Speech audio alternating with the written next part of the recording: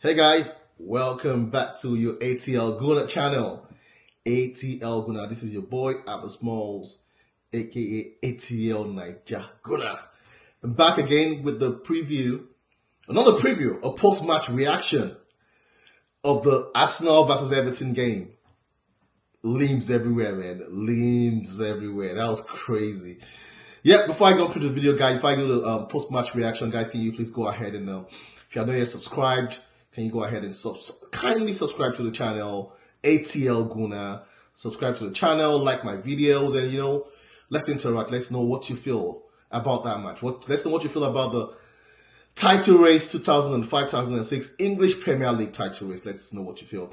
Right, let's jump into the video now, guys. It's limbs everywhere, limbs everywhere. It felt more like everyone remembers the was Bournemouth, right? Everybody remembers the Bournemouth game where it was 2-2 or something, right? And Reece Nelson had that shot. I also remember that Aston Villa game where Jorginho played that long range shot for the first time, hit Martinez, went in, we were leading, and then Martinez came out to see if he was going to score an equalizer, and Martinez scored that goal. That's how I felt yesterday. Tough match. We all knew it was going to be tough. It's never easy winning the title, right? We all know that. I mean, we've tried for the last 4 seasons. 3 seasons, we've come second. One time, we actually lost by 1 point to City because we lost the game to Aston Villa. So, I mean, it's been very crazy. It's been tough. It's been difficult for Arsenal fans. We've received various, insults. Corner FC, set piece FC, boring. We've had Mikel Arteta say, "Oh, he's not going to acknowledge if we win the league because we are cheating our way. That is illegal, right?" We've had Alan Pardew say our trophy should have an asterisk in it. Like, I don't understand. Last season, when Liverpool won the league, what we heard was that Liverpool were very good, right? That's why they won the league. When it came to Arsenal, we were hearing, "Oh, other teams are weak. That's why Arsenal are winning the league." Like, I've never heard that before. Of course, you win the league because you are the best, right? 2 seasons ago, we were the best in England. We played the best football, better than City and everything, right? Guess what? We still lost to City. Last season, we trashed City 5-1. We still lost to City. So what's the excuse? People just come up with different narratives, right? It's 7 games to go now, right? Yeah, and we just want to do everything to win. We just want to win the league. I don't care how we win the league.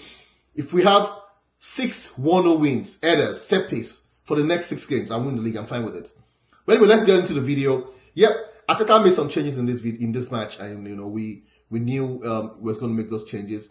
We thought the players were not refreshing enough for the Leverkusen game, so he went with Calafiori instead of Nkapie. Rightly so, because we needed to attack more. We didn't want to just defend. It was either going to be Timber and Calafiori or Nkapie and Ben White.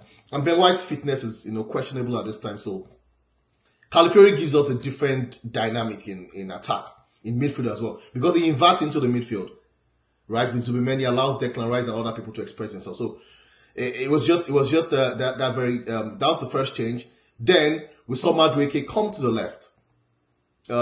Eze maintains his role as a 10, and we also saw Havertz play as a striker.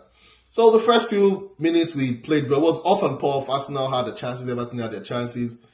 Madueke, I mean, I'm not blaming him. I'm just saying he's less effective on the left. But I think he probably played left attack so that he could help what's his name again? Help our left back, Calafiori. That's the reason, because I've looked at his defensive contributions; they're quite good now. Saka had his decent game, was better than Leverkusen. He took more players on. He gave us more creativity, so it wasn't a bad idea. Yeah, and the first half was off and puff. We had a penalty shout. Havertz was pushed. That was a penalty. All the pundits said that was a penalty. VAR looked at it for 5 seconds and dismissed it. It was a proper push. Cool. Eze was having the best game of his Arsenal career outside playing against Posh, right? First half 0-0. Raya had some beautiful saves as well. Second half came, same thing, off and puff. Then Arteta just thought, you know what, I have to make the changes, and those changes made the game run. Took out Havertz, obviously 60 minutes back from injury. Brought in Gyökeres. took out Madueke, brought in Martinelli, took out the crazy one, took out Zubimendi, brought in Max Daumann. That was crazy, right? Then took out Calafiori, brought in Nkapie. And that was how the game changed. Nkapie shoved off that left back. Then Ben White had an injury in the middle of what's it called? Timber had an injury, right, in the middle of the game. So Mosquera came in. We all thought it was going to be Ben White, but Mosquera came. And I understand the reason. People were like, "Oh, why is Ben White?" No. You cannot have Calafiori and Ben White in the same team. They're both going to wander forward. And we're going to get countered. Yep. And so it was tough. It was looking like nothing was going to happen. Then came the 89th minute. It was Daumann came in and changed the game. That kid is amazing. 16-year-old and 73 days. Amazing. Came in, was just gliding through. I've heard was it Ferdinand say the only player he has seen glide amongst players like that is Leo Messi. The guy just glides, no leg over, nothing. He just glides through. This is a 16-year-old. From his good work on the right, there was a throw-in. Mosquera just looked around, threw it to Daumann. Daumann had a beautiful cross. Pickford came out, missed the ball, and the ball just hit Nkapie on the ties and went to the middle. Guess what? Gyökeres was there, no one was there. Only Gyökeres just tapped it in. And that's what I'm saying. People will be like, "Oh, Gyökeres." You see this guy?